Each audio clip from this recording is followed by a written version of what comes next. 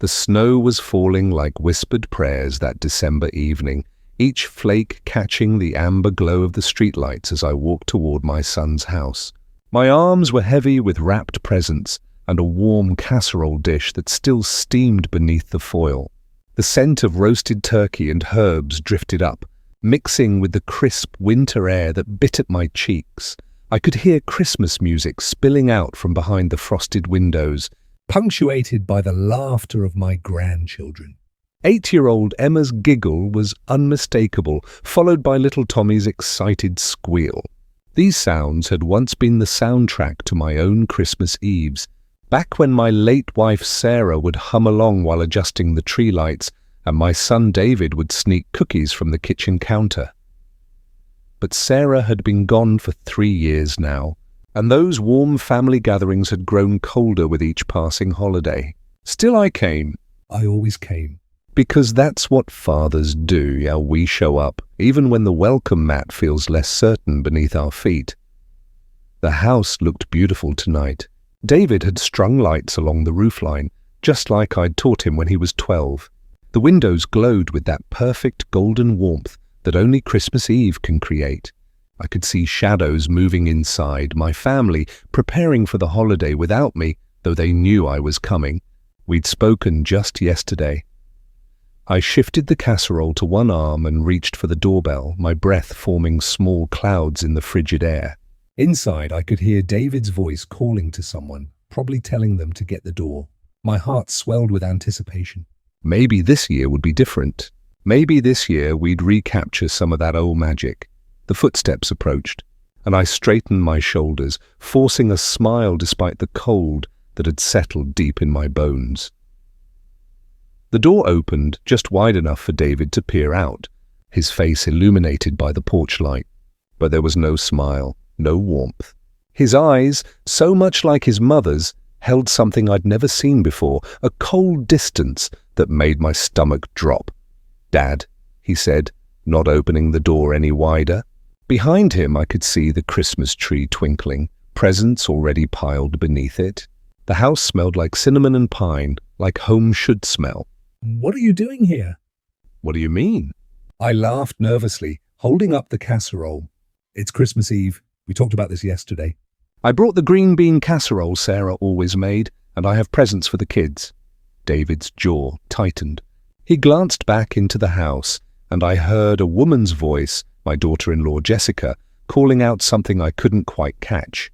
When he turned back to me, his face had hardened even more. "Dad, look. We don't have room for you this year. Jessica's parents are here, and with all the kids and everything." He trailed off, but his eyes never met mine. "It's just too crowded."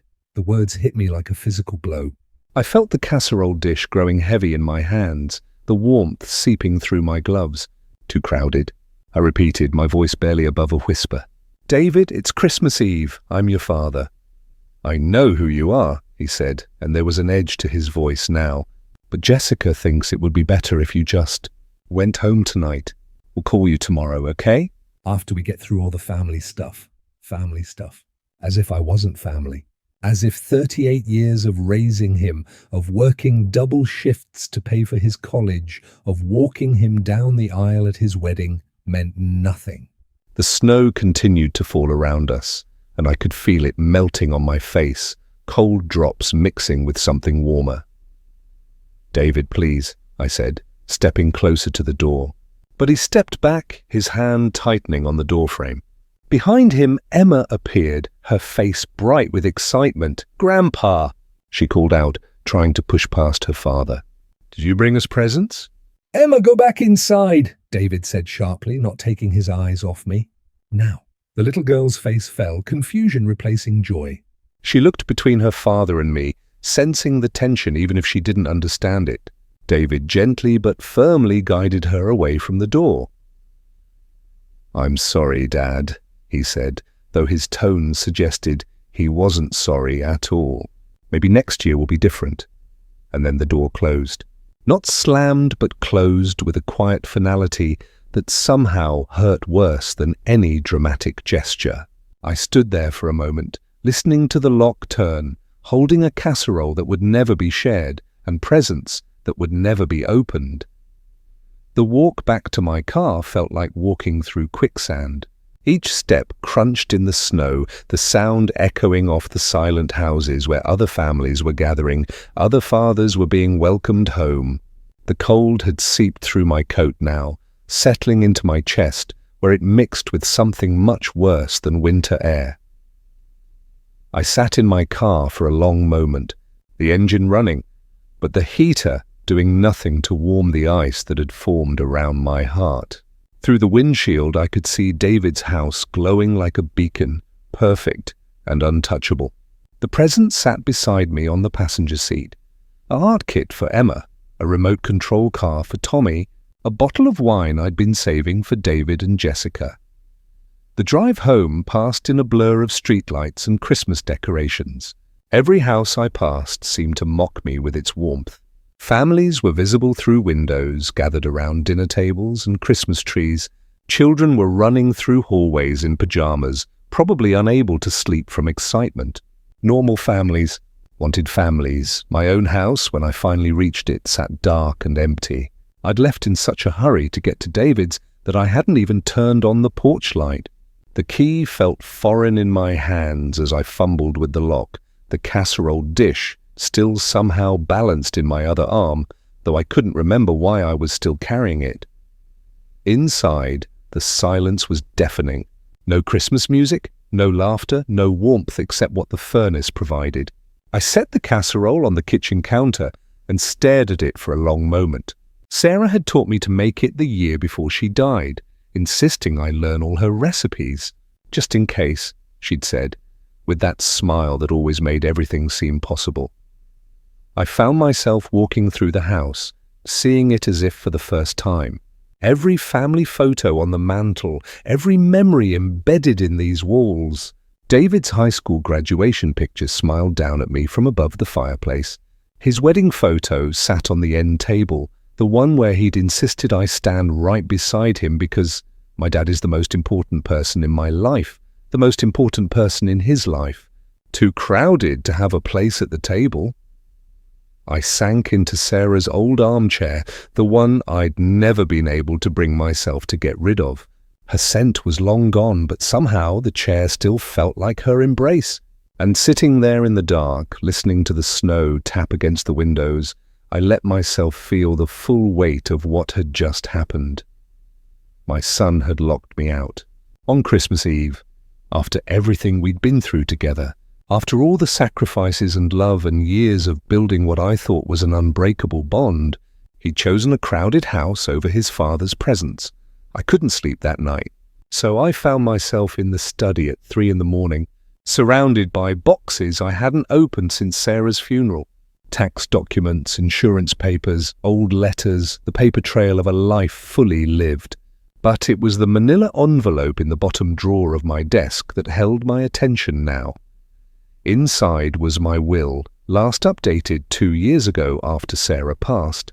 Everything was spelled out in careful legal language. The house, the land it sat on, my retirement savings, the life insurance payout I'd never touched. All of it designated for David, my only child, my heir, the one I'd assumed would carry on our family legacy. I spread the documents across the desk under the warm glow of the banker's lamp Sarah had given me for our 20th anniversary. The numbers were substantial, more than David knew actually. I've been careful with money my entire life, working extra shifts at the factory, investing wisely, denying myself small luxuries so that my family would always be secure. The house alone was worth nearly $400,000 now. I'd bought it for $32,000 back when David was just a baby, and Sarah and I had poured our hearts into every renovation, every improvement. The kitchen where she'd taught David to cook, the basement where I'd helped him build his first Pinewood Derby car, the backyard where we'd hosted his graduation party. My retirement account had grown to over $600,000 through decades of careful saving. Every overtime hour I'd worked, every vacation we'd postponed, every dinner out we'd skipped, all so that David would never have to struggle the way I had growing up. The life insurance money from Sarah's policy sat untouched in a separate account, another $250,000 that I'd been saving for emergencies that never seemed to come. I pulled out the calculator and added it all up. David stood to inherit nearly $1.5 million from a father he couldn't make room for at his Christmas table. But it was the other papers in the box that really caught my attention. Letters. David had written me over the years, thank you notes for birthday money when he was in college. A Father's Day card from 5 years ago that read, "Dad, you've always been my hero. I hope I can be half the man you are." A letter from his wedding day, pressed between the pages of the photo album, telling me how grateful he was for everything I'd sacrificed to give him a good life. "Everything I have I owe to you," he'd written in that letter. I promise I'll never forget where I came from or who helped me get here. But promises, I was learning, were fragile things. They could shatter as easily as the trust between a father and son on a cold December night. I sat back in the leather chair and looked around the study. This room had been my sanctuary for 30 years, the place where I'd paid bills and planned for the future and dreamed about the day I could pass everything on to David. Now it felt like a mausoleum, filled with the remnants of relationships I'd thought were unbreakable. For the first time in my life, I found myself questioning whether David deserved the inheritance I'd spent decades building for him. But then I remembered Emma's face in the doorway, bright with excitement at seeing her grandpa before her father pulled her away, and Tommy, who always ran to give me the biggest hugs, who called me Grampy in that sweet lisp of his because he couldn't quite say Grandpa yet. They hadn't done anything wrong. They were 8 and 5, innocent victims of their parents' decisions and their grandfather's hurt feelings. Emma, with her mother's dark hair and my late wife's gentle eyes, who loved to paint and always saved her best artwork for me. Tommy, who looked so much like David had at that age, with his gap-toothed grin and endless questions about how everything worked. I walked to the mantel and picked up the photo from last summer's family barbecue. The 4 of us, David, Jessica, and the kids, standing around the grill in my backyard. Emma was wearing the butterfly necklace I'd bought her for her birthday, and Tommy was clutching the baseball glove I'd gotten him when he started Little League. They both looked so happy, so carefree. They didn't know their father had just broken their grandfather's heart. They didn't understand that their parents had decided there wasn't room at the Christmas table for the man who'd helped provide the very house they lived in.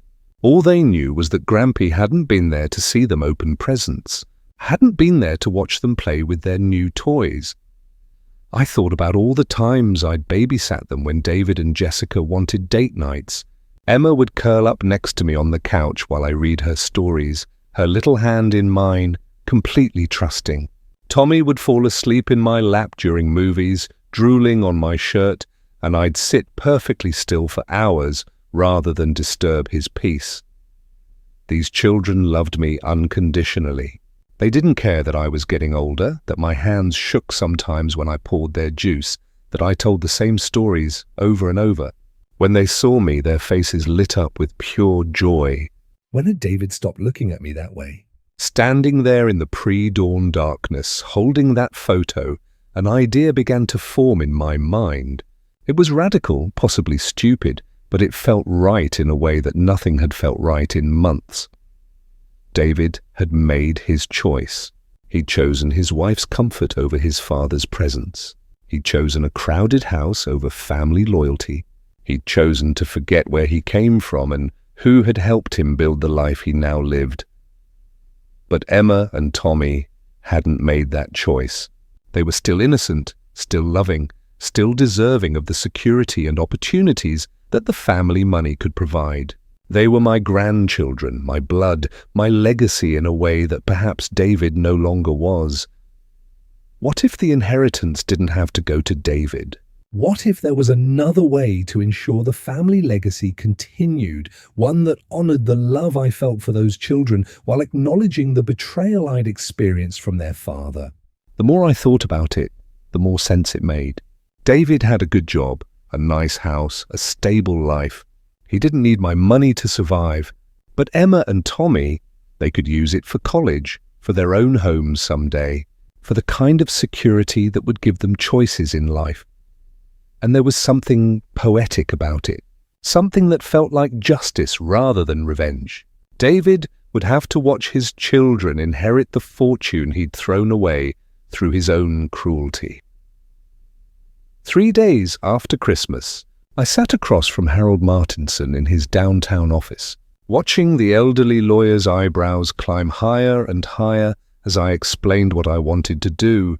"Robert," he said finally, leaning back in his leather chair, "I have to ask, are you sure about this? This is a substantial change to your estate plan, and it's rather drastic." Harold had been my lawyer for 15 years, had handled Sarah's estate when she passed, had seen me through the worst period of my life. He was one of the few people who knew the full scope of what I was planning to give away, or rather, redirect. "I'm sure," I said, my voice steadier than I felt. "I want to establish trust funds for Emma and Tommy. They get access to portions of it for college expenses, and then full control when they turn 30. David gets nothing. Nothing." Harold removed his glasses and cleaned them slowly. A habit I'd learned meant he was thinking carefully. "Robert, that's a very significant decision. Have you considered the potential family ramifications?" I almost laughed at that. Family ramifications, as if there was still a family to worry about. "Harold, let me tell you what happened on Christmas Eve," I said, and I told him everything. The door closing in my face, the words too crowded. The way my son had looked at me like I was an unwelcome stranger rather than the man who'd raised him. Harold listened without interruption, his expression growing more somber as the story unfolded. When I finished, he was quiet for a long moment, staring out the window at the grey December sky. "I understand you're hurt," he said finally. "And I understand why you want to do this. But Robert, wills written in anger often lead to decades of family litigation. Are you prepared for David to contest this? Because he almost certainly will." "Let him try," I said, and I meant it. "The money is mine to distribute as I see fit, and I think Emma and Tommy deserve it more than their father does." Harold nodded slowly. "Legally, you're absolutely right, and if you structure it correctly, it will be very difficult for David to challenge." But emotionally, he trailed off, then fixed me with a direct look. "This will likely end your relationship with your son permanently. There may be no coming back from this." I thought about that for a moment, about the finality of what I was proposing. But then I remembered standing on David's doorstep in the snow, holding gifts that would go unwrapped and food that would go unshared. "Harold," I said quietly, "I think that relationship ended on Christmas Eve. I'm just making it official." The lawyer spent the next 2 hours walking me through the details. Trust funds that would protect the money from any poor decisions the children might make. Education provisions that would ensure they could attend any college they wanted. Safeguards that would prevent David or Jessica from accessing the funds for their own use. "The beauty of this structure," Harold explained as he drafted the documents, "is that it's irrevocable. Once this is signed and notarized, even if you change your mind, the money belongs to those children. David will have no legal claim to it whatsoever." As I watched him type, I felt something I hadn't experienced since Christmas Eve, a sense of control. For 3 days, I'd been the victim of someone else's choices. Now I was making choices of my own, choices that would echo through generations. "There's one more thing," I said, as Harold printed the final documents. "I don't want David to know about this until after I'm gone. Can we arrange that?" Harold paused, considering. "We can. Though I have to warn you, surprises like this in wills often cause more pain than necessary. Are you sure you don't want to tell him yourself?" I thought about confronting David, about seeing his face when he learned what his Christmas Eve cruelty had cost him. Part of me wanted that confrontation, wanted to see him realize what he'd thrown away, but a larger part of me just wanted peace. I was tired of fighting, tired of begging for scraps of affection from my own child. Better to let the lawyers handle it after I was gone, when it would be too late for apologies or manipulation. No, I said firmly. Let it be a surprise. That first Christmas morning without family was the quietest I'd experienced in 38 years. No running footsteps on hardwood floors, no squeals of delight over unwrapped presents, no Sarah humming in the kitchen while she prepared our traditional breakfast. Just me, a cup of coffee that had gone cold, and the steady tick of the grandfather clock in the hallway. I'd always been an early riser, but that morning I was awake before dawn, sitting in my kitchen and watching the sun slowly illuminate the backyard where David had learned to throw a baseball, where Emma and Tommy had played on the swing set I'd built for them 2 summers ago. The presents I'd bought for the grandchildren sat unopened on my coffee table. I'd thought about dropping them off at David's house, leaving them on the doorstep like some sort of Christmas ghost, but pride had stopped me. If he didn't want me at his table, then he didn't deserve the gifts I'd chosen with such care. Around noon, my phone rang. For a moment, my heart leapt. Maybe it was David, calling to apologize, to invite me over for dinner, to admit that Christmas wasn't the same without me. But when I looked at the caller ID, it was my neighbor, Mrs. Patterson, checking to see if I was okay because she hadn't seen any cars in my driveway. I'm fine. Dorothy, I told her, though we both knew it wasn't true. Just having a quiet day. After she hung up, the silence felt even more profound. I found myself wandering through the house, seeing memories everywhere. The dining room where we'd hosted Christmas dinner for years, Sarah's good china still in the cabinet, waiting for celebrations that would never come. The living room where David had opened presents as a child, his face glowing with excitement in the light of the Christmas tree. But there was something different about the silence now, something that hadn't been there before my visit to Harold's office. It wasn't just the emptiness of loss, it was the quiet satisfaction of a decision made, of justice set in motion even if it wouldn't be realized for years to come. I thought about Emma and Tommy, probably playing with their new toys, unaware that their grandfather was sitting alone just a few miles away. Someday, when they were older, they would understand what had happened here. They would learn that their father's choices had consequences, that cruelty toward family came with a price, and perhaps, when they were adults with children of their own, they would remember their grandfather not as the bitter old man who'd been excluded from Christmas, but as the one who'd ensured their futures were secure regardless of their parents' decisions. The legal documents sat in my safe, signed and notarized irrevocable as death itself. David didn't know it yet, but his inheritance was already gone, redistributed to children who still loved their grandfather unconditionally. For the first time in days, I smiled. Part 8, the confrontation 6 weeks later. In February's bitter cold, David appeared at my door. But this time, he wasn't the one in control. This time, he needed something from me. I heard his car in the driveway before I saw him, that expensive sedan I'd helped him buy 2 years ago when his credit wasn't quite good enough for the loan he wanted. Through the window, I watched him sit in the driver's seat for several minutes, probably working up the courage to knock. When the doorbell finally rang, I took my time answering it. David stood on my doorstep, hands shoved deep in his coat pockets, his face red from both cold and what looked like embarrassment. "Dad," he said, not quite meeting my eyes. "Can I come in? We need to talk." I stepped aside without a word, and he followed me into the living room where he'd grown up, where he'd done homework at the coffee table and watched Saturday morning cartoons on the couch that was still there, still in the same place it had been for 20 years. "How have you been?" he asked, settling into the armchair across from me with obvious discomfort. "Fine," I said simply. I wasn't going to make this easy for him. David cleared his throat and looked around the room as if seeing it for the first time. Maybe he'd forgotten what home looked like, forgotten the sacrifices these walls represented. "Look, Dad, about Christmas," he began, then stopped. Jessica and I have been talking, and we think maybe we were too hasty. The holidays are stressful, you know. We weren't thinking clearly. I said nothing, just watched him squirm in the chair where he used to sit as a boy, telling me about his day at school. Anyway, he continued, his voice gaining false confidence, we were wondering if you might be able to help us out with something.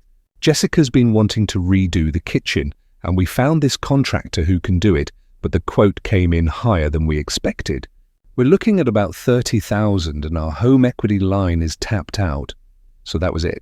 He needed money. Not forgiveness, not reconciliation, just access to my bank account. 30,000, I repeated slowly.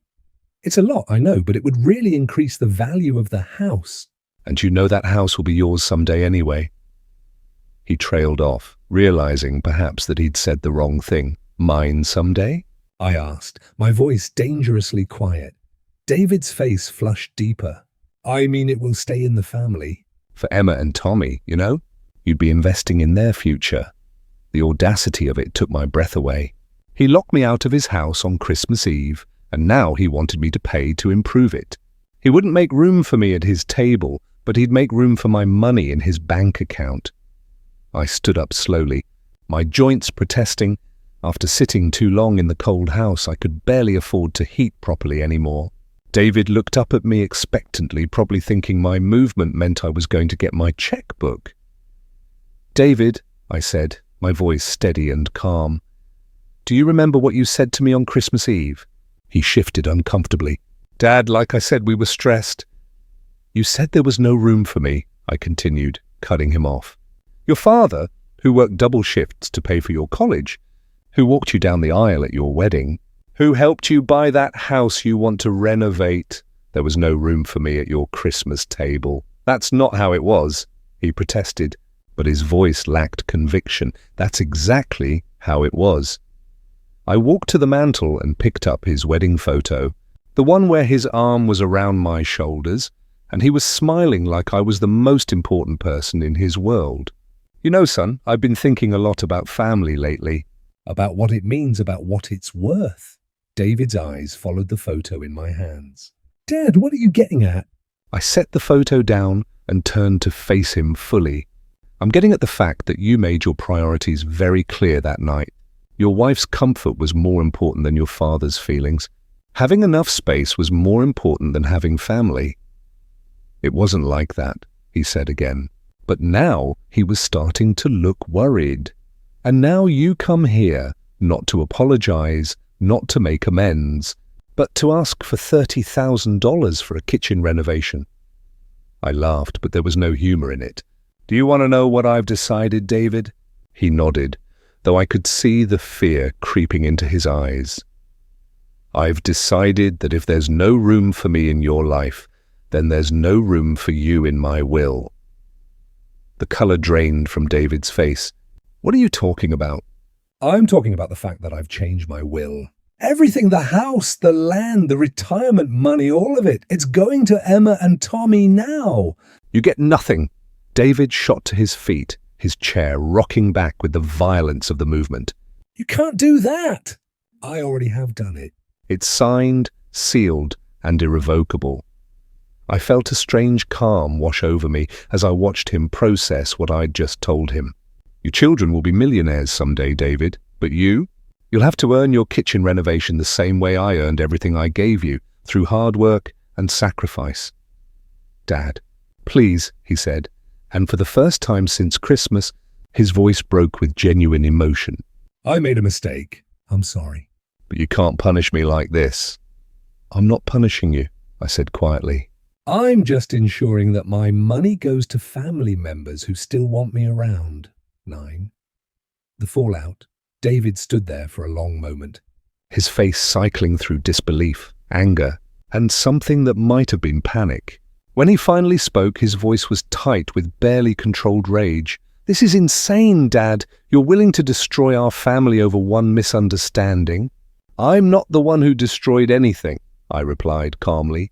You did that when you decided I wasn't welcome in your home. He began pacing the room like a caged animal, running his hands through his hair. Do you have any idea what you're doing?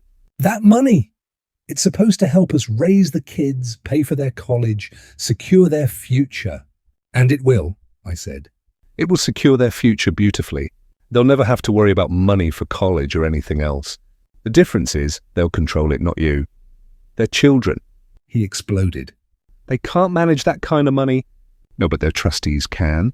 Harold Martinson will oversee everything until they're old enough to make their own decisions. And unlike their father, I trust Harold to put their interests first. David stopped pacing and stared at me with something approaching hatred. You think you're teaching me some kind of lesson? All you're doing is being a vindictive old man. His words stung, but I didn't let it show. Perhaps. But this vindictive old man earned every penny you thought you were entitled to. And now this vindictive old man has decided to give it to people who actually love him. The kids do love you, David protested. This whole thing is between you and me. Don't drag them into it. I'm not dragging them into anything. I'm giving them a gift, a very generous gift that will set them up for life.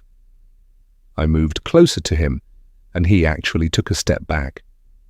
The question is, what are you going to tell them about why their grandfather isn't around to see them enjoy it? That hit home. I could see it in his face, the realization that he would have to explain to Emma and Tommy why Grampy wasn't coming to Christmas anymore, why family gatherings had become smaller and colder. This is blackmail, he said desperately. No, I corrected. Blackmail would be if I offered to change the will back in exchange for something. I'm not offering that. What's done is done. David pulled out his phone, and for a moment I thought he was going to call someone, maybe Harold, maybe Jessica. Instead, he scrolled through what looked like his contact list, his fingers shaking slightly. I'll contest it, he said finally. I'll get a lawyer and fight this. You do that, I said mildly. Harold assures me that the will is ironclad, but you're welcome to spend whatever money you have left trying to break it. He shoved the phone back in his pocket and headed for the door, then turned back one more time. You know what, Dad? Maybe Jessica was right. Maybe we are better off without you. With that, he was gone, slamming the front door hard enough to rattle the windows. I watched through the curtains as he sat in his car for several minutes, probably calling Jessica, probably telling her what a terrible person his father had turned out to be. The silence that followed his departure was different from the Christmas morning quiet. This wasn't the absence of celebration. This was the sound of bridges burning, of relationships ending, of choices becoming permanent. But as I sat back down in my chair, I found I didn't regret it.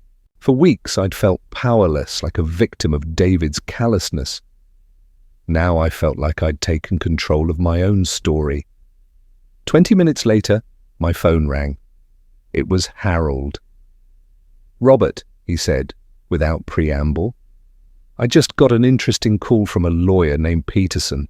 Claims to represent your son. Apparently David wants to discuss your recent will changes. I told you he'd try to fight it, I said. Indeed.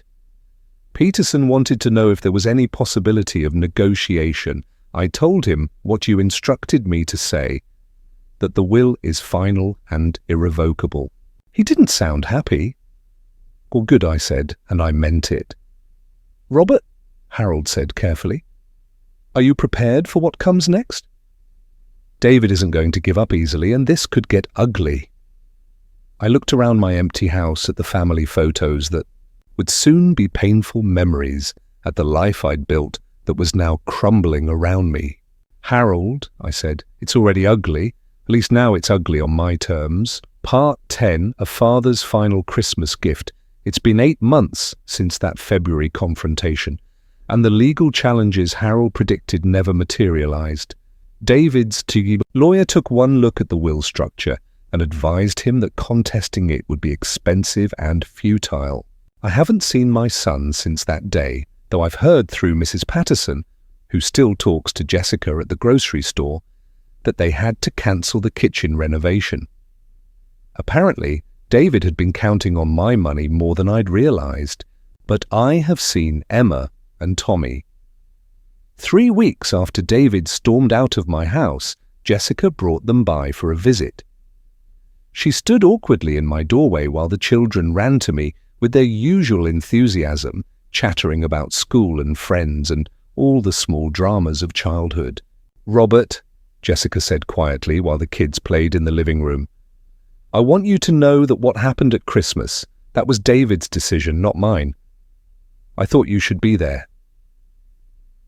I studied my daughter-in-law's face, looking for deception, but found only tired honesty. "Then why didn't you say something?" She sighed.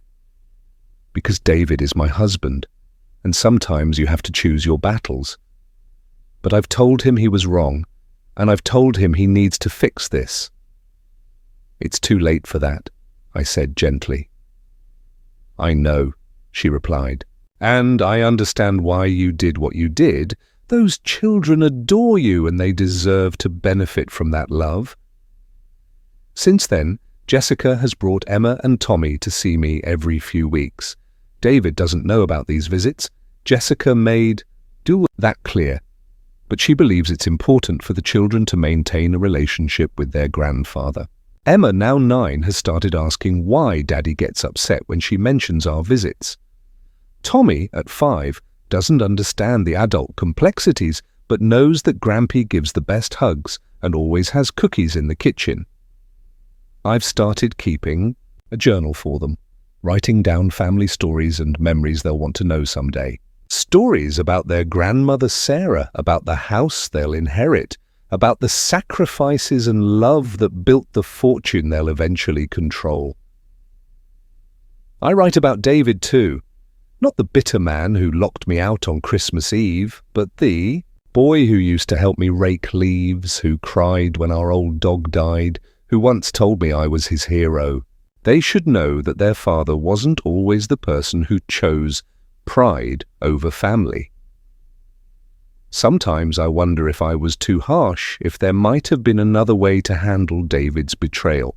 But then I remember standing on his doorstep in the snow, holding gifts that would never be opened, and I know I made the right choice. The money will go to Emma and Tommy because they still see me as Grampy, not as an inconvenience. They still run to me with scraped knees and homework questions and excited stories about their day. They still love me unconditionally, the way family should. David taught me that love can be conditional, that family loyalty has limits, that even the strongest bonds can be broken by selfishness and cruelty.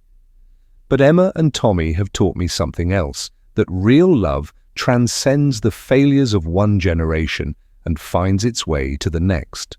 My son locked me out on Christmas Eve, thinking he was making more room for the people who mattered. What he actually did was make room for his children to inherit everything he thought belonged to him. In the end, I suppose it really was the perfect Christmas gift, just not the one either of us expected. The inheritance is secure, the legal documents are filed, and Harold assures me everything is in order. When the time comes, Emma and Tommy will learn that their grandfather's love came with the ultimate security. The knowledge that family loyalty once lost can be reborn in the next generation. That's not revenge, that's hope.